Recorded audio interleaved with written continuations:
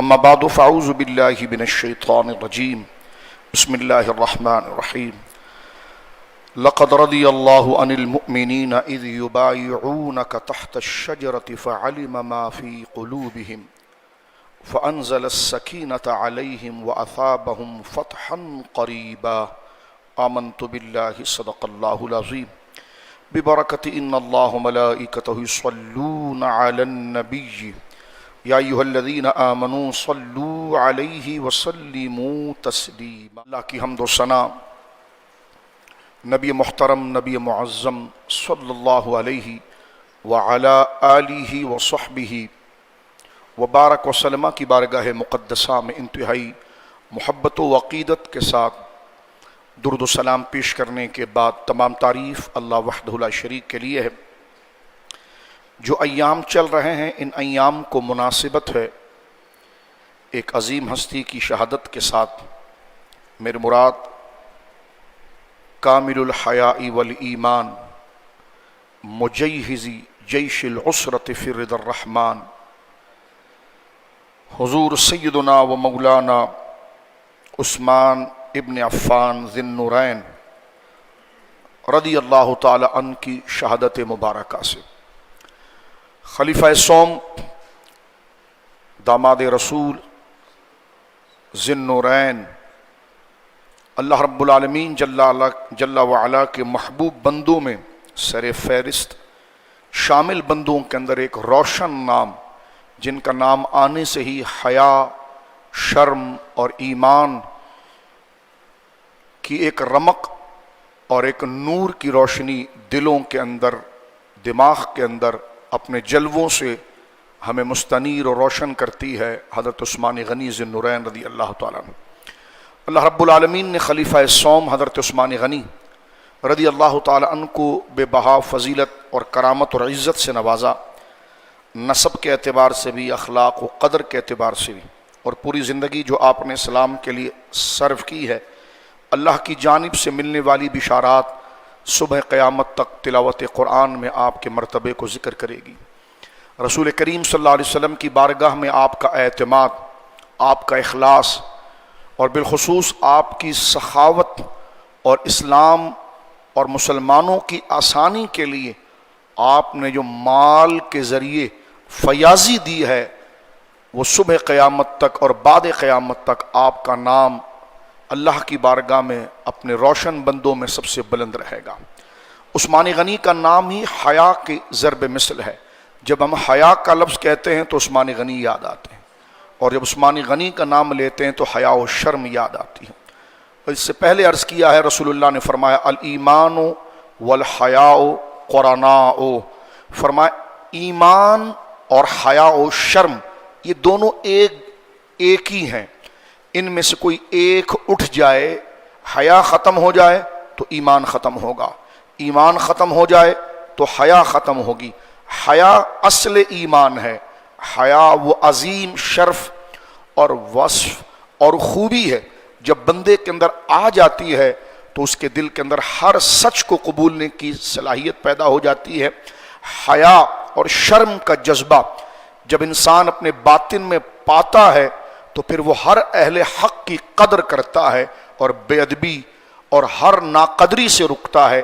یعنی یوں سمجھ لیجئے، سچ بولنے کا جذبہ، قدر اور عظمت والوں کی رسپیکٹ کا جذبہ، سچ کو قبول کرنے کا جذبہ، حق کا ساتھ دینے کا جذبہ، ان تمام اچھائیوں کو جو جذبہ پیدا کرتا ہے اس کو حیا کہتے ہیں۔ حیا یوں سمجھ لیجئے تمام فضائل اور تمام اخلاق اور تمام مینرز اور تمام خلق یہ اصل اور بیج ہے۔ جس میں حیا نہیں وہ کبھی سچ نہیں کہہ سکتا، جس میں حیا نہیں وہ شجاع نہیں ہو سکتا، جس میں حیا نہیں وہ کبھی اللہ سے ڈر نہیں سکتا، جس میں حیا نہیں وہ کبھی حضور سے محبت نہیں کر سکتا، جس میں حیا نہیں ہے وہ کبھی نماز کی قدر نہیں جان سکتا، جس میں حیا نہیں ہے وہ کبھی بھی ماں باپ کی قدر کو نہیں جان سکتا، جس میں حیا نہیں ہے وہ کبھی بھی اسلام کی عظمت کو نہیں پہچان سکتا، جس میں حیا نہیں ہے وہ کبھی بھی اللہ کے انعام جنت کی لذت کو نہیں پا سکتا، کیونکہ یہ تمام تر شوق اور جلوے جس چیز سے پھوٹ کر نکلتے ہیں اس چشمے کا نام، اس بیج کا نام حیا ہے، اور اللہ نے حضرت سیدنا عثمان کو جو کمال شرف عطا فرمایا، ان شرف میں آپ کی ذات کا سب سے بڑا وصف، خوبی اور کمال شرم و حیا تھی۔ اللہ رب العالمین آپ کی تربت مقدسہ پر اللہ اکبر کروڑوں رحمتوں کا نزول فرمائے۔ بقی شریف میں آپ کے مزار مقدس جس کے سامنے بندہ پہنچتا ہے تو یوں لگتا ہے کہ جس طرح کہ سورج کی کرنیں پھوٹ رہی ہے اس مبارک خاک سے۔ اللہ آپ کی قبر مبارک پر کروڑوں رحمت اتارے، اور آپ کی حیا و شرم والی شہادت اور امت کو جوڑنے کا جذبہ، اور اپنی جان دے دی لیکن امت کی تلواریں آپس میں ایک دوسرے سے ٹکرا کر ایک دوسرے کو لہو لہان کر دے، اس کو آپ نے برداشت نہیں کیا۔ پوری طاقت آپ کے پاس تھی، بڑے مضبوط خلیفہ تھے، لاکھوں لاکھ فوج آپ کے کنٹرول میں تھی، لیکن آپ نے مدینے کی سرزمین کو مسلمانوں کے خون سے رنگین ہونے سے بچایا، یہاں تک کہ بلوائیوں نے آپ کی جان لے لی لیکن کسی مسلمان کو آپ نے ایک دوسرے کے خلاف تلوار اٹھانے کی اجازت نہیں دی۔ اتنا صبر، اتنا برداشت پہاڑ کے پاس بھی نہیں ہوتا۔ پہاڑ پر بھی اتنا روب آئے تو اپنی جگہ سے چر جاتا ہے، لیکن حضرت عثمان غنی نے دین کو جوڑنے کے لیے، امت کو جوڑنے کے لیے اور حضور کے دل کو قرار دینے کے لیے اپنی جان تو قربان کر دی، لیکن امت کو آپس میں لڑنے نہیں دیا۔ اور آپ کی شہادت اور امام حسین کی شہادت بالکل ایک درجے کی شہادت ہے۔ بہت ڈیٹیل کا موضوع ہے، وقت رہے گا تو اس کو ہم ذکر کریں گے۔ اور اگر انبیاء کی زندگی کو دیکھیں، کیونکہ انبیاء کرام کی مثال سورج کی ہے اور اولیاء کی مثال چاند کی ہے۔ چاند جو روشنی لے کر عالم کو روشن کرتا ہے وہ سورج سے لیتا ہے، تو اللہ کے اصل کمالات اللہ اپنے بندوں میں جن کو عطا فرماتا ہے وہ انبیاء ہے۔ پھر اللہ کے نیک بندوں کے اندر کوئی نہ کوئی بندہ جس کے اندر نیکی، خوبی اور کمال ہوتا ہے وہ کسی نہ کسی نبی کے فیض کے ماتحت ہوتا ہے۔ اسی لیے داتا صاحب رحمۃ اللہ علیہ، دیگر بزرگوں نے لکھا کہ حضرت عثمان کی زندگی میں صبر و تحمل اور آنے والی یعنی حق اور عشق کی راہ میں آنے والی پریشانیوں میں صبر کرنا اور جان کی بازی تک لگا دینا، یہ صبر و استقامت اور ابتلاء اور آزمائش میں استقامت کا مظاہرہ کرنا، یہ سیدنا ابراہیم خلیل کے کمالات کا پرتو تھے۔ یہ اسپرچول اور روحانی فیض کا ایک طریقہ۔ لیکن آئیے، وقت مختصر ہے، جلدی سے آگے چلتے ہیں۔ میرے سامنے اس وقت سورۃ الفتح ہے، اور میں آپ تمام سے کہوں گا کہ حضرت عثمان غنی کی، کیونکہ یہ جو ایام چل رہے ہیں، دو قول ہے کہ 17 اور 18 ہجری میں آپ کی شہادت ہوئی، اور ایک قول یہ ایام تشریق کا ہے جس میں تکبیریں بلند ہوتی ہیں نمازوں کے بعد 13 کی عصر تک۔ یہ وہ ایام ہے جس میں بلوائیوں نے حضرت سیدنا عثمان غنی ذو النورین پر گویا کہ حملہ کیا، اور آپ چاہتے تو ان کو صفحہ ہستی سے مٹا کر رکھ دیتے، لیکن آپ نے کہا کہ نہیں، عثمان تاریخ کا وہ حصہ نہیں بننا چاہتا کہ جس کی وجہ سے مسلمان مدینے کے اندر گھوڑا دوڑائیں اور ایک دوسرے کے خلاف تلوار نکالیں۔ اس لیے حضور نے فرمایا، حضور سے پوچھا گیا یا رسول اللہ بہادر کون ہے؟ حضور نے فرمایا بہادر وہ نہیں جو جس کو پچھاڑ دے، بہادر وہ ہے کہ جو اپنے مخالف پر کنٹرول کر کے پھر معاف کر دے۔ یہ مظاہرہ جہاں ہمیں فتح مکہ میں نظر آتا ہے، وہیں پر حضرت عثمان غنی ذو النورین کی زندگی میں نظر آتا ہے۔ نہ ہماری زبان میں تاثیر ہے، نہ ہمارے پاس الفاظ ہیں، نہ بیان ہیں، کہاں عثمان غنی کے مقام کی بلندی، اور کہاں ہم جیسے چھوٹے اور بیکار لوگ۔ اللہ ان کی قبر پر رحمتوں کا نزول فرمائے، اور خواب میں بھی ان کا جلوہ دکھائے، اور میدان محشر میں بھی ان کے قدموں کی اللہ رب العالمین زیارت عطا فرمائے۔ اب آپ دیکھیں گے کہ ان کا مقام کیا۔ اللہ اکبر، اللہم صلی علی سیدنا مولانا محمد۔ اللہ اکبر۔ یہ سورہ فتح کی 18ویں آیت ہے، اور قرآن مجید کا ارشاد ہے لقد رضی اللہ عن المؤمنین اذ یبایعونک تحت الشجرہ۔ اسلام میں میرے بزرگوں، دوستوں، بھائیوں، بہنوں جو لائیو سن رہی ہیں، اسلام میں وہ واقعات جو انتہائی قدر کے ساتھ دیکھے گئے، اور ان واقعات کو اسلام نے، قرآن نے، اللہ نے بہت قدر سے نوازا، اور پھر ان کو نشان بنا دیا کہ اے یہ جو لوگ ہیں، اس قسم کا جو انہوں نے کام کیا ہے وہ ہماری بارگاہ میں بہت عظیم ہے۔ یعنی یہ اللہ اللہ کرتے رہے اور اللہ ان کی شان بیان کر رہا ہے۔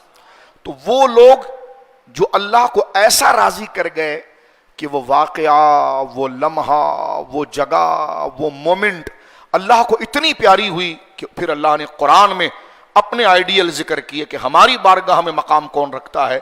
جہاں پر ابتدا میں اسلام لانے والے لوگ ہیں وہیں پر بیت رضوان حدیبیہ کے مقام پر جو بے سر و سامانی کی حالت میں، حالت احرام کے اندر، حدیبیہ کے کھلے میدان کے اندر، تپتے صحرا کے اندر، ہم تو نماز بھی بغیر ایئر کنڈیشن کے نہیں پڑھ سکتے ہیں. تپتے صحرا کے اندر آگے انجام کیا ہوگا خبر اس کی کچھ بھی نہیں ہے. رسول اللہ نے مدینہ چھوڑ دیا، مکہ چھوڑ دیا ہے صلی اللہ علیہ وسلم. 6 سال کے بعد خواب دیکھتے ہیں کہ میں اپنے 1400 صحابہ کے ساتھ جا رہا ہوں مکہ، اور جا کر اللہ کے حضور احرام باندھ کر طواف اور عمرہ کر رہا ہوں. کافروں کا مکمل کنٹرول ہے مکہ کے اوپر، وہ مسلمانوں کا نام تک سننے کے لیے تیار نہیں. اور یہاں حضور نے ارادہ فرما لیا علیہ السلام کہ میں نے جانا ہے، اور 1400 صحابہ کو حالت احرام میں لے کر کہ نہ تیر ہے، نہ تلوار ہے، نہ بھالا ہے، نہ جنگ ہے، اور انتہائی کٹر اور سب سے بڑے دشمنوں کے پاس جا رہے ہیں.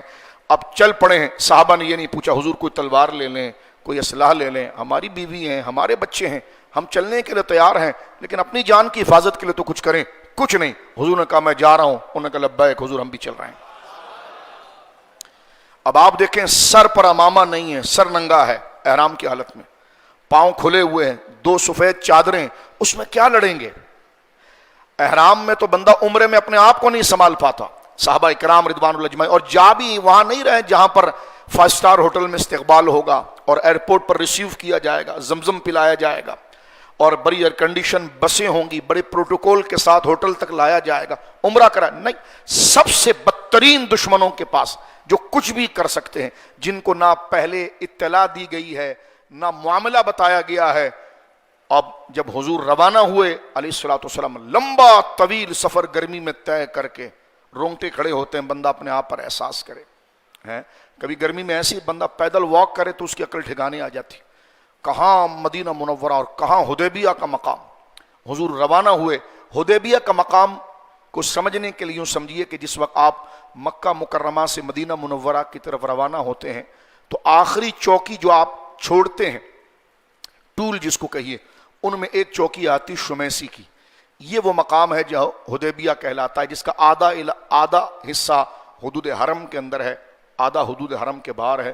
انتہائی پتھریالی زمین اور انتہائی ریت اور صحرا والی زمین. سرکار کو وہاں رک دیا گیا ہے، اور سرکار گویا کہ حدیبیہ کے مقام پر رک گئے ہیں. اور مشرکین مکہ میں سے مشرکین مکہ کو موقع مل گیا مسلمانوں کو ختم کرنے کا، اس لیے کہ بدر تو ہو چکی تھی، اس میں انہوں نے منہ کی کھائی. احد ہو چکی تھی، ان کو غصہ پنپ رہا تھا، ان کے بڑے بڑے لوگ مار دیے گئے تھے، اور وہ سیاسی طور پر مکاری کے انداز میں کوئی بہانہ ڈھونڈنا چاہ رہے تھے کہ ہم مظلوم بن کر ان کو ماریں. ہیں ہم ظالم، جیسا مغرب ہمیں مارتا ہے ظالم، لیکن وہ ہماری پٹائی کرتا ہے. آج بھی دیکھیے یورپ پر خدا کی لعنت اترے، اس نے قرآن مجید کی پھر توہین کی ہے، تاکہ مسلمان اپنے حق کے لیے جب جذبہ دکھائیں تو پھر یہ مظلوم بن جائے اور کہیں یہ دہشت گرد ہے اور انتہا پسند ہے. عالمی دنیا کو مسلمان بول بول کر تھک گئے ہیں کہ دہشت گرد ہم نہیں، یہ اشتعال میں لانے والے ہیں. کہ کبھی نبی پاک کا خاکہ بناتے ہیں، کبھی قرآن مجید کو جلاتے ہیں، کبھی قرآن مجید کو پاؤں کے نیچے لاتے ہیں. لیکن عالم دنیا سن پڑی ہوئی ہے. جب آپ کا وزیر اعظم دنیا کا حریص اور غلیظ آدمی آگے بڑھ کر اپنے چند ٹکوں کے لیے ان کو عزت دے رہا ہوگا، اور ورلڈ بینک جو پیسہ بھی دے گا وہ ان سندھ حکومت اور پنجاب حکومت کے حصے میں جائے گا، آپ کو کیا ملے گا؟ یہ کراچی کی گلیوں میں بہتا ہوا خون، جو بارش برسے گی تو بہے گا. یہ تعفن، یہ ٹوٹی ہوئی گلیاں، 3.5 ارب ڈالر آ رہے ہیں تاکہ جناب سید بیٹھے ہیں وزیر اعلیٰ صاحب، ان کی تجوریاں بھری جائیں. ان سے ہمیں کیا حاصل؟ مرد کے بچے بنو. جب تمہارا لیڈر زندہ ہے تو ایک آواز کبھی قرآن اور اسلام کے لیے بھی لگاؤ. تو یہ حرکت پرانی ہے دشمنوں کی. مشرکین مکہ، ذرا اس کو محسوس کیجیے آپ. یہ ٹھنڈی ہوا کو چھوڑ دیجیے، اپنے اندر ایمانی گرمی لا کر سنیے اس بات. اب یہ ٹھنڈی ہوا اس لیے تاکہ آپ مطمئن ہو کر سنیں، ورنہ یہ موضوع تو ایسا ہے کہ پہاڑ کی چوٹی پر سنایا جائے، روزے کی حالت میں سنایا جائے، تاکہ بندے کو درد و تکلیف محسوس ہو کہ صحابہ کون تھے اور یہ دین ہم تک کیسے پہنچا. یہ قربانی کا گوشت تو کھا لیا, اس کے مقصد کی طرف کبھی ہم گئے؟ یہ جانور تو ایک نشانی تھی, اصل تو اپنی انا تھی, اپنی عزت تھی, اپنا مقام تھا. ان الصلاۃ ونسکی ومحیایا, جب چھری پھیری نا آپ نے تو آپ نے کہا یا اللہ میری زندگی بھی تیرے لیے. یہ نہیں جا رہا, یہ میں جا رہا ہوں, یہ ذبح نہیں ہو رہا, میں ہو رہا ہوں. کہ میری زندگی جس طرح اس کو باندھ کر گرا دیا گیا, اس طرح میں قدرت کے آگے گرا ہوا ہوں, اور میں قدرت کے آگے اس کے نام پر ذبح ہوتا ہوں, اسی کے نام پر جیتا ہوں. ہمیں تو جانور کے حسن کو دیکھنے سے فرصت نہیں ہے, بعد میں باربیکیو اور انہوں سے فرصت نہیں. یہ تمام چیزیں جائز ہیں, لیکن مقصد کی طرف بڑھنے کی کوشش کریں. قربانی اپنے آپ کو پیش کرنا ہے, اپنے منفی جذبے کو ختم کرنا ہے. عید یاد ہے, نہیں یاد ہے تو حضور کی عزت یاد نہیں ہے, اسلام کی عزت یاد نہیں ہے, قدر یاد نہیں ہے. تو میرے دوستو, اس فکر کی طرف میں نے اور آپ نے بڑھنا ہے. قربانی ہمیں بہت بنیادی سبق کو یاد دلاتی ہے کہ بے خطر کود پڑا آتش نمرود میں عشق. اقبال نے کہا تھا عقل محو تماشا ہے بمے لبے بام ابھی. وہ عشق تھا جو آگ کے اندر کود گیا. عقل کب کہتی؟ عقل تو سوئی تک اپنی انگلیوں میں داخل کرنا نہیں سوچتی, لیکن عشق وہ تھا جو رب کے نام پر آگ میں کود گیا, اور عقل ابھی دروازے پر کھڑی تھی. یہ وہ منظر ہے جس کو یہاں سے نہیں یہاں سے لیا جاتا ہے. یہ وہ جذبات ہے جس کو عشق سے دیکھا جاتا ہے, عقل سے نہیں. اور عشق ہی کامل عقل ہے. اور کمال ترجمانی اقبال نے کی تھی کہ بے خطر کود پڑا آتش نمرود میں عشق, عقل محو تماشا ہے لبے بام ابھی. عقل دیکھتی رہ گئی اور عشق نے وفا ثابت کر دیا ہے. یہ ہے عثمان غنی, جس میں یہ جذبہ نہیں ہے اور جو مادیت سے نکل کر روحانیت کی طرف گیا, وہ اس کو سمجھے گا. مشرکین مکہ میرے بزرگوں دوستوں ایک بہانہ چاہتے تھے کہ ہم مسلمانوں کا کام بھی اتار دیں اور تمام سوسائٹی ہمیں کہے کہ نہیں یہ تو تم پر ظلم ہو رہا تھا اور تم نے ٹھیک کر دیا. عراق کو تہس نہس کر دیا, زہریلا گیس تھا. لوگ کہنے ہم تو آپ کا ساتھ دیں گے جی, ہماری ساری فوجیں آپ کے ساتھ ہیں, نپٹا دیں. افغانستان کو تہس نہس کر دیا ہے, اور الزام کیا ہے جی انہوں نے یہ کیا تھا. ہم کوئی ان کو ظالم نہیں مانتے, ظالم وہ تھے جو ان کو مارا گیا ہے, تاریخ نے ثابت کر دیا ہے. خدا را ہمیں اللہ رب العالمین نے ایک امت بننے کا جذبہ عطا فرمائے. اب دیکھیے جب حضور پہنچے تو پہلے سے کافروں کو اطلاع نہیں ہے, کنٹینیو پھر کر لیجئے. جب حضور پہنچ گئے حبشہ پر تو ان کو پتہ ہی لڑنے نہیں آئے ہیں احرام کی حالت میں, اور کعبہ ان کے ابا کا تو نہیں تھا, کعبہ تو ساری انسانیت کا تھا. اس پر بھی ایک تقریر ہو سکتی ہے. آپ اجازت دیں گے کہ حرم میں کوئی آ سکتا ہے کہ نہیں آ سکتا؟ کون ہو تم اجازت دو گے کہ آ نہیں سکتا؟ تمہاری کیا حیثیت؟ یہ تو کفار مشرکین کا طریقہ تھا, جو ان کی جے جے کرے وہ آتا تھا, اور جو ان پر صحیح تنقید کرے اس کو حبشہ میں رک دیا جاتا تھا. تو لہٰذا یہ بھی چیز گویا کہ حق کا معیار کو دیکھتے ہوئے ہمیں آگے بڑھنا چاہیے. ان میں سے چند لوگ نکلے اور عرب کے جو قبیلے کے طاقتور لوگ تھے نا ان کی طرف بھاگے کہ دیکھو یہ تو آگے لڑنے کے لیے, ہم تمہیں کہتے تھے نا یہ دہشت گرد ہیں, انتہا پسند ہیں, یہ دیکھو آگے لڑنے کے لیے, اب ہم کیا کریں؟ انہوں نے کہا یہ اگر لڑنے آئے تو ہم تمہارے ساتھ ہیں. کیسے آ گئے؟ جب مکہ پر تمہارا کنٹرول ہے تو وہ کیسے آ گئے؟ تو جب ان کے جاسوسوں نے آ کر دیکھا, انہوں نے کہا یار تم جھوٹ بکواس کر رہے ہو, وہ احرام کی حالت میں آئے. ہم نے ان سے پوچھا نہ ان کے پاس تلوار ہے نہ چاقو ہے, بھالا تم کے لڑنے آئے, جھوٹے پروپیگنڈا کیا, ہمارا بھی ٹائم خراب کیا. مشرکین چاہتے تھے کہ جو ہم کہہ رہے ہیں وہ مان لیں. انہوں نے کہا نہیں, ہم آپ کا ساتھ دیں گے, اپنی ساری فوج مسلمانوں کے خلاف آپ کو دے دیں گے, لیکن پہلے ہمیں محمد رسول اللہ صلی اللہ علیہ وسلم سے ملنے دو اور ہم دیکھیں کہ وہ لڑنے آئے تو ہم ان سے بات کریں. ایسا کیا ہو گیا؟ بدر ہو گئی, احد ہو گئی, اب یہ 6واں سال ہے, بدر کو ہوئے 4 سال ہو گئے, اب کیا وجہ پڑ گئی آپ آئیں؟ سرکار کے پاس پہنچے تو سرکار نے ان سے کہا کہ یہ ہمارے احرام دیکھ رہے ہو, ہم لڑنے آئے, ہم طواف کے لیے آئے. جب پورا عرب آ سکتا ہے طواف کے لیے تو ہم کیوں نہیں آ سکتے؟ یہ ہمارا علاقہ رہا ہے, ہمارا گاؤں رہا ہے, ہماری پیدائش ہے, ہمارے ماں باپ اور ہمارے باپ دادا کا مسکن ہے, ہمیں کون روک سکتا ہے؟ اور ہم کوئی اسلحہ نہیں ہے, کچھ بھی نہیں, نہ لڑنے آئے نہ خلاف بولنے آئے. انہوں نے کہا بات تو آپ کو بالکل ٹھیک ہے, آپ کے لیے آپ تو آ سکتے ہیں. انہوں نے جا کے مشرکین کو سمجھایا کہ تم جھوٹ بول رہے, ہمارا بھی ٹائم خراب کیا. آپ سمجھ رہے ہیں اس پس منظر کو؟ وہ تو لڑنے تھوڑی آئے ہیں, وہ تو احرام کی حالت میں آئے ہیں. مشرکین انہوں نے کہا تم ان کی طرفداری کر رہے ہو, ہماری طرفداری کر رہے ہو؟ انہوں نے کہا بھائی طرفداری کسی کی نہیں کر رہے, جو بنیاد تم نے رکھی تھی وہ جھوٹ تھی. اب مشرکین اور ان کے آپس میں لڑائی ہو گئی, اب مشرکین تنہا رہ گئے, اب یہ آ گئے صلح کی طرف. یہ جو قاصد بھیجے ہیں انہوں نے اور یہ جو ایگریمنٹ ہوا ہے نا یہ کمر ٹوٹنے پر ہوا ہے. پہلے تو انہوں نے سب کو چڑھا دینا تھا مسلمانوں کے اوپر, گرد کے سارے قبیلے, لیکن جب ان قبیلوں کے سامنے مسلمانوں کا ریئل فیس سامنے آیا کہ لڑنے تھوڑی آئے ہیں, اور یہ جو منفی پروپیگنڈا اور رونا دھونا کر رہے ہیں, مکاری کر رہے ہیں, دیکھو مارنے آ گئے, تاکہ مظلوم بن کر مسلمانوں کو مارا جائے, اور مسلمان کھڑے اور ان کو خبر آ رہی ہے کہ ہمارے خلاف کافر جھتا ہو رہا ہے, اور ایک بھی یہ نہیں کر رہا حضور رات کو نکل پڑے, اگر یہ سب آ گئے تو ہم تو 1400 ہیں, یہ تو ہزاروں میں ہوں گے, اور ہم تو اپنا مقدمہ ثابت بھی نہیں کر پائیں گے, ہم تو اپنا بیانیہ ثابت بھی نہیں کر پائیں گے کہ ہم تو عمرے کے لیے آئے, ہم تو پورے عرب میں مشہور ہو گئے, ہم تو مارنے آئے ہیں. تو حضور ہم بعد میں آ جائیں گے, ہم تو ایک تو مارے بھی جائیں گے اور تاریخ ہمیں ظالم بھی لکھے گی, جبکہ ہم ایسے نہیں ہیں. صحابہ کے ماتھے پر شکن تک نہیں آئی, فرما اللہ کا رسول بیٹھا ہے تو ہم بھی بیٹھے ہیں. کہاں وہاں سے کئی 100 میل دور اپنے گود کے بچوں کو چھوڑ آئے ہیں, دودھ پیچھے بچوں کو چھوڑ آئے, جوان بیویوں کو چھوڑ آئے, مکانات چھوڑ آئے, بیٹھے ہوئے ہیں.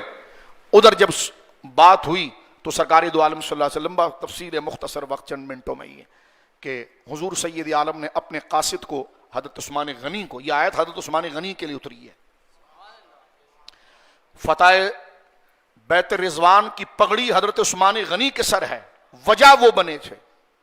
حضرت عثمان غنی ذو النورین رضی اللہ تعالیٰ عنہ کو حضور نے فرمایا جاؤ اور مشرکین مکہ سے جا کر بات کرو اور ان کے قبائل سے بات کرو. عثمان غنی نے کہا کہ حضور میرے ساتھ کوئی 10-15 بندے تو بھیجیں.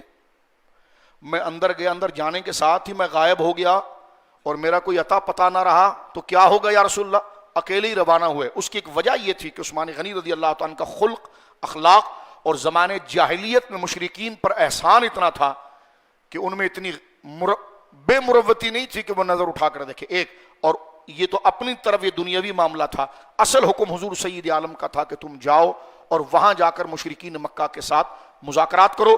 اب آپ دیکھیے عثمان غنی ذو النورین کا ایمان, پوری امت عثمان کے ہاتھ میں ہے. رسول اللہ نے اپنا ترجمہ بنایا, اور رافضیوں خدا کی لعنت ہو تم پر کہ تم نے عثمان کو منافق لکھا. آج محمد رسول اللہ اپنی رسالت اور اپنے دین کا ضامن بنا کر بھیج رہا ہے, فرما عثمان جو تو فیصلہ کرے گا وہ محمد رسول اللہ کا فیصلہ ہو, جاؤ. اور مشرک آپ دیکھیں ٹینشن کیسی بنی ہوئی ہے, اس میں حضور نے کسی اور کو نہیں, عثمان مولا علی بھی جا سکتے تھے, آپ بھی مخلصین کے امام ہیں, لیکن عثمان غنی ذو النورین کو حضور سید عالم نے بھیجا اور آپ بطور سفیر مسلمانوں کے بن کر گئے ہیں. اور جب کیونکہ اب اسی سے آپ اندازہ لگا دی, اسی سے آپ سارے گوشے آپ کے ذہنوں میں کھل جائیں گے کہ کالا جو پروپیگنڈا کرتا ہے, کبھی فدق کی من گھڑت روایت لاتا ہے, کبھی یہ کرتا ہے. اور میں نے کہا وہ اتنے امیر تھے کہ 3600 فدق ان کے جیب میں ہوتا تھا, انہوں نے فدق آنے سے پہلے اس سے زیادہ پیسہ اسلام پر لٹایا ہے. یہ سارا جھوٹا پروپیگنڈا عثمان غنی کے خلاف. لیکن آپ دیکھیے, آپ سمجھدار لوگ ہیں, جذبات نیک رکھتے ہیں. عثمان غنی کو حضور نے اس ٹینشن کے ماحول میں بھیجا ہے کہ جائیے اور جا کر مشرکین مکہ سے آپ معاہدہ کیجئے اور ان سے مذاکرہ کیجئے. عثمان غنی ذو النورین جب تشریف لے گئے, ٹائم بہت زیادہ گزر گیا, ایک رومر اور ایک خبر مشہور ہو گئی کہ عثمان غنی کو ظلمن مار دیا گیا مکہ کے اندر اور شہید کر دیا گیا. اب اللہ بھی اس بات کو جانتا ہے, نبی پاک بھی جانتے ہیں اللہ کی عطا سے. اللہ آیت ہوتا, کیونکہ یہ تو اتنی انتہائی ٹینشن اور یوں سمجھ لیجیے کہ اسلام کی شہر رگ کا مسئلہ ہے. اللہ فوراً آیت اتار دیتا کہ محبوب جمے رہو, کچھ بھی نہیں ہوا ہے, صحابہ کے حوصلے ٹھنڈے نہ ہو جائے. کوئی وہی نہیں اتری. اب قدرت مظاہرہ دیکھ رہی ہے کہ میرے محبوب کے قدم پر قدم رکھنے والے کیا مظاہرہ کرتے ہیں. خبر آ گئی حضور کو کہ مشرکین اتنی بدماشی کر گئے کہ انہوں نے عثمان غنی کو شہید کر دیا. حالانکہ خبر غلط تھی, ایسا نہیں ہوا تھا, لیکن اس وقت وہ صداقت کا درجہ اختیار کر چکی تھی. اب عثمان غنی کو شہید کر دیا جانا, اگر اس خبر سے تو سارے صحابہ گویا کہ ٹھنڈے پڑ جاتے کہ جناب ہمارے پاس تو اسلحہ بھی نہیں ہے. جب وہ اتنی سختی پر اترے ہوئے ہیں تو قدرت یہ استقامت قیامت تک دکھانی جا رہی ہے کہ جن کو اپنے محبوب کے لیے ہمیں چنا ہے نا, وہ نتیجے اور انجام کو نہیں دیکھتے, اللہ اس کے رسول کی مرضی کو دیکھتے ہیں. اب دیکھیں قرآن کی آیت اتر گئی. حضور علیہ الصلوۃ والسلام نے ایک کیکر کے درخت کے نیچے صحابہ کو جمع کیا, 1400 صحابہ کو. فرمایا عثمان شہید کر دیا گیا ہے اور ہم یہاں پر نہ اسلحہ ہے نہ تلوار ہے, لیکن اب جم گئے. فرمایا اب بیعت کرو کہ کون یہیں پر کھڑے کھڑے چلے گا مکہ کے اندر اور عثمان کے خون کا بدلہ لے گا. صرف ایک زمین پر پتھر مارنے کی, پتھر اٹھانے کی گویا کہ सहूलत रह गई, बाकी तो कुछ भी नहीं था। जब वो दरख्त के नीचे जमा हो गए, एक तो ये कि उस्मान गनी का जाना ये इंतहाई इखलास की दलील, फिर आपका वजूद इस्लाम के लिए इतना कदर वाला था कि रसूलुल्लाह ने फरमाया चलो उस्मान शहीद हुआ ना, अली तुम चले जाओ। फरमाया नहीं, अब उस्मान के लिए पूरी उम्मत लड़ेगी। बोलिए सुभान अल्लाह। इस वक्त उस्मान अकेला पूरी उम्मत है। रसूलुल्लाह सल्लल्लाहु अलैहि वसल्लम ने दरख्त के नीचे सबको जमा कर दिया, और कुरान की आयत सूरे फतह की उतर रही आयत नंबर 18, ये नहीं कहा गया अरे तुम मनफी बातों पर क्यों कान धरते हो, अल्लाह को राजी करना है तो मैदान में उतरो ना, खबर झूठी है। नहीं, रब्बे करीम ने उनके इरादों को देखा कि वो वाकई में बगैर बेसरो सामा, बगैर किसी जिहाद, बगैर किसी असलहे, बगैर किसी तलवार और असलहे के, अब वो सिर्फ, क्योंकि इस वक्त, इसलिए हम बार बार रावजी और रावजी नवाज तफजीलियों को कहते हैं कि एक सहाबी की तौहीन सबकी तौहीन है। अब आप देखें, एक सहाबी उस्मान है लेकिन पूरी उम्मत पीछे खड़ी हो गई है, क्योंकि अब ये उस्मान नहीं है, अब ये अबू बकर ही था, अब ये अली ही था, अब ये पूरी उम्मत था। इसकी तौहीन पूरी उम्मत की तौहीन थी। इसलिए अहले सुन्नत किसी सहाबी के लिए हल्का लफ्ज कहना गवारा नहीं करते। उसकी वजह यह कि एक सहाबी सारे सहाबी के दर्जे की इज्जत रखता है, तो एक की तौहीन सब की तौहीन है। ये शर्फ अल्लाह ने इज्जत और कदर और गैरत, हमियत और हवा अहले सुन्नत को अता फरमाई। अब कुरान की आयत उतरी, बात में यहां पर समेट रहा हूं, मैं तो सिर्फ एक मुकदमा ही आपके अंदर, आपके दरमियान पेश कर सका। अब अल्लाह ने फरमाया लक़द रज़ियल्लाहु अनिल मोमिनीन। अब वो खड़े हैं दरख्त के नीचे, माहौल देखें पीछे क्या है, लेकिन उनका जो आज़म था ना, एक कौम एक मिल्लत की तरह जमना। और आप ये भी देख लीजिए कि उस्मान ऐसा मुखलिस है कि निफाक का दूर दूर तक ताल्लुक नहीं, वरना कुरान की आयत उतर जाती कि ठीक है जो पहुंचना था मकाम को पहुंच गए, आप रहिए। लेकिन नहीं, उस उस्मान के किसास के लिए जमा होना, उनकी खून के बदले के लिए जमा होना रब को इतना पसंद आया कि रब राजी तो सबसे था, लेकिन ऐलान अभी कर गया, फरमा लक़द रज़ियल्लाहु अनिल मुमिनीन इज़ युबायिऊनका तहत अश-शजरा। हबीब राजी हुआ अल्लाह उन सब से जो तेरे हाथ पर उस दरख्त के नीचे बैत कर रहे थे किसास उस्मान के लिए। लक़द रज़ियल्लाहु, तहकीक बेशक अल्लाह राजी हुआ। किससे? और सारी नमाज, रोजा, ज़कात, कलमा, मिंबर पर बैठना, घूमना फिरना, जीना मरना, ये सब अल्लाह की रिजा के लिए था ना। उस्मान इतना कीमती था और पूरी उम्मत का दर्जा रखता था रज़ी अल्लाह ताला अन्हु, कि उनके खून के किसास, यानी उनसे यकजहती दिखाने के लिए, उनसे वफादारी दिखाने के लिए, उनकी कदर के लिए जब उम्मत खड़ी हुई है तो रब राजी तो पहले से था, लेकिन आज ये आयत उतर रही है, फरमा अब रब ऐलान भी करता है इस आज़म के लिए जो तू अल्लाह के एक मुखलिस बंदे, जो तमाम उम्मत अल्लाह रसूल का तर्जुमान और इखलास के इस दर्जे पर है कि जिसके साथ तुमने वफा और यकजहती दिखाई, तो उस अमल से खुदा इतना राजी हुआ कि कुरान उतरा लक़द रज़ियल्लाहु अनिल मोमिनीन। खुदा राजी हो गया इन सारे मुसलमानों से। किन से राजी हुआ? इज़ युबायिऊनका तहत अश-शजरति, जो इस दरख्त के नीचे तेरे हाथ पर बैत कर रहे थे। अब भी कुछ बताना रह गया उस्मान गनी कौन है? अब भी कुछ रह गया है कि उस्मान गनी कौन है? अल्लाह रब्बुल आलमीन फरमाता फ़अलिम मा फ़ी क़ुलूबिहिम। देखें बात आ गई। अब अगर कोई काला बदबख्त ये कहे कि नहीं जनाब दाढ़ी रख ली थी, पगड़ी रख ली थी, ऐसी नारे लगा लिए थे, और मैंने कहा रावजी, माना कि बड़े बड़ों की सुलह तुमसे हो रही है, तुमसे बुग़्ज़ सहाबा नहीं जा सकता, हमारे दिल में तुम्हारी मोहब्बत नहीं आ सकती।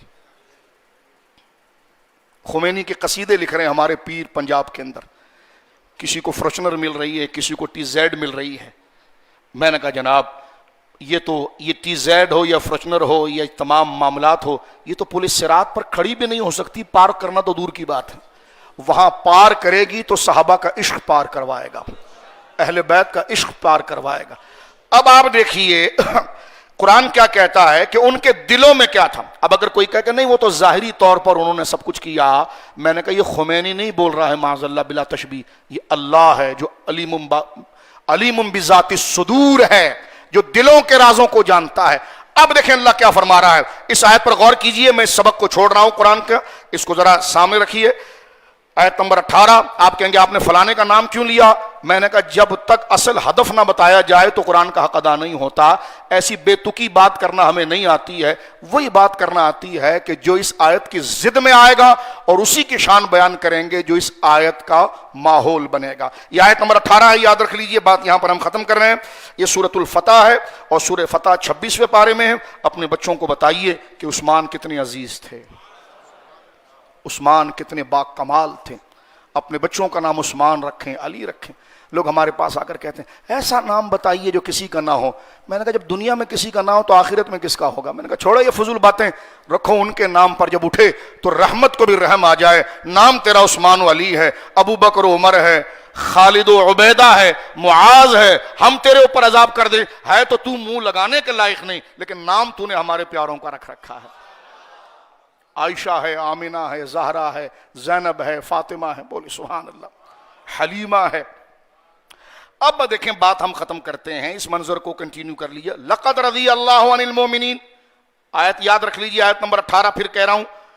اور یہ حامیم کا پارہ ہے, 26واں پارہ ہے, اور یہ سورت 48 ہے.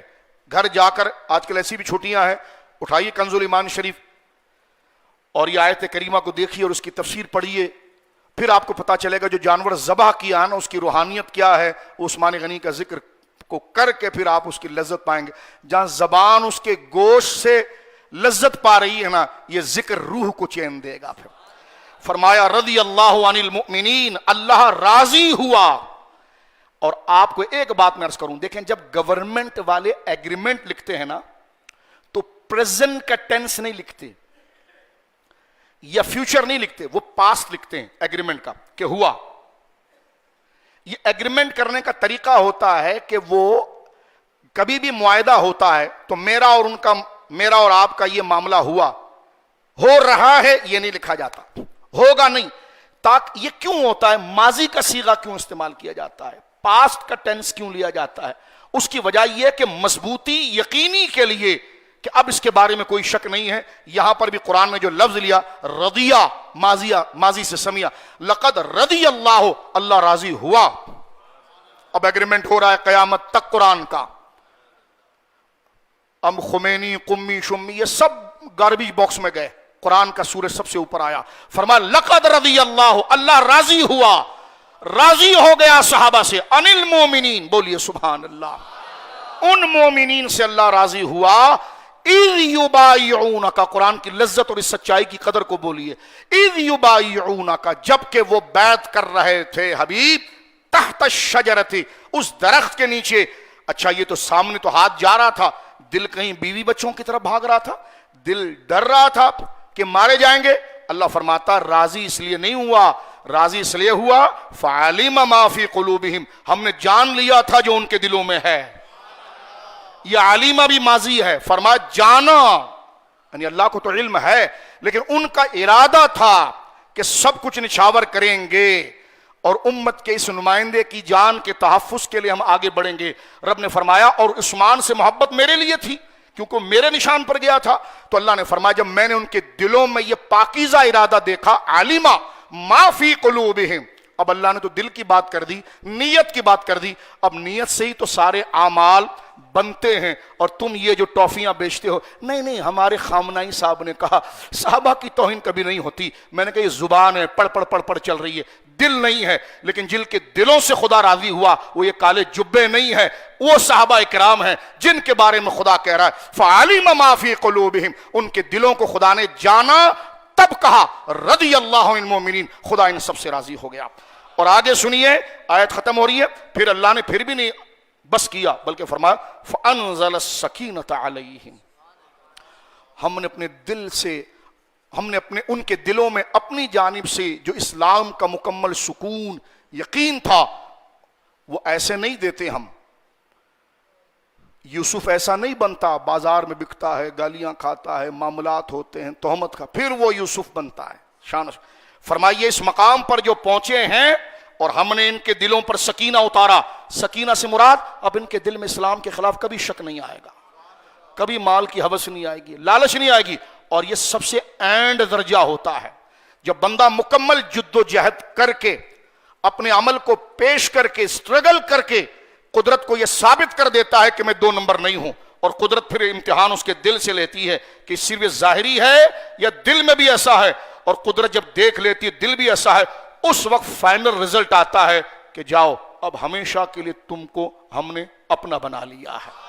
یہ آیت اتر گئے لقد، اب دیکھیں کیا ترتیب اس آیت کی، ایسا لگتا ہے جیسے منہ میں شہد کا جام اڈھیلا جا رہا ہے۔ فرمایا لقد رضی اللہ عن المؤمنین، اللہ راضی ہوا ان مسلمانوں سے، اذ یبایعونک تحت الشجرۃ، حبیب جو تیرے ہاتھ پر بیعت کر رہے تھے اس درخت کے نیچے، فعلم ما فی قلوبہم، جو کچھ ان کے دلوں میں تھا وہ اللہ جانتا تھا۔ اب جب مطمئن ہو گئے، جان بھی لے آئے، دل کو بھی صاف کر دیا، تو قدرت نے پھر رحمتوں کو انڈھیل دیا۔ فرمایا فانزل السکینۃ علیہم، جو انعام تھا اب ہم نے انڈھیل دیا اور ان کے دلوں پہ سکینہ اتار دیا، یعنی اب ان کا دل خدا سے ہی مطمئن ہو گیا، رسول سے مطمئن ہو گیا۔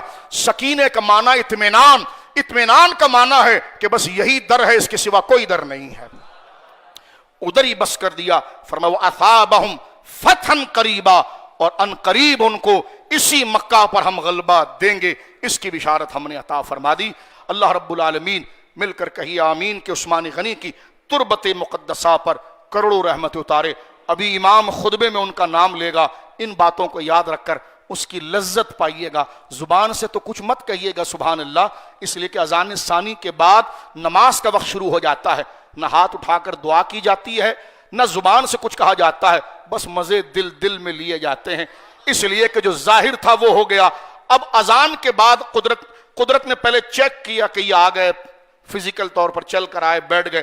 اذان کے بعد ہمارا دل چیک ہوگا، اور اس میں دیکھا جائے گا کہ جو کانوں نے سنا، جو آنکھوں نے دیکھا، جو گھروں سے نیند چھوڑ کر یہ مسجدوں میں آ گئے، اب دل چیک ہوگا کہ واقعی میں ایسا تھا، اور دل اگر اس کے موافق ہوا تو پھر ہر سجدہ قبول ہوگا، اور یہاں مسجد سے نکلنے سے پہلے خدا اس کی مغفرت کر دے گا۔ لہذا اب اصل مرحلہ شروع ہو رہا ہے پریکٹیکل کا۔ یہ تھیوری تھی، اذان جیسی مؤذن دے گا اس کے بعد ہمارے دلوں کو چیک کیا جائے گا، اور یقیناً اس لیے یہ بات تھوڑا ٹائم لے کر قرآن کے ذریعے بیان کی گئی ہے تاکہ شیطان اور شیطنت کا دفاع ہو جائے، اور اذان کے ساتھ جب اذانیں گونج رہی ہوں تو زبان پر اللہ اکبر، دل میں خدا کی یاد، اور اس کے ساتھ اس نیک بندے کی محبت کی لذت بھی آ رہی ہو جس کی تعظیم کو قرآن نے بیان کیا۔ اور وہ کون ہے؟ کامل الحیاء والایمان مجہز جیش العسرت فی رضا الرحمن سیدنا مولانا الامام ابی عمرو و عثمان ابن عفان رضی اللہ تعالی عنہ۔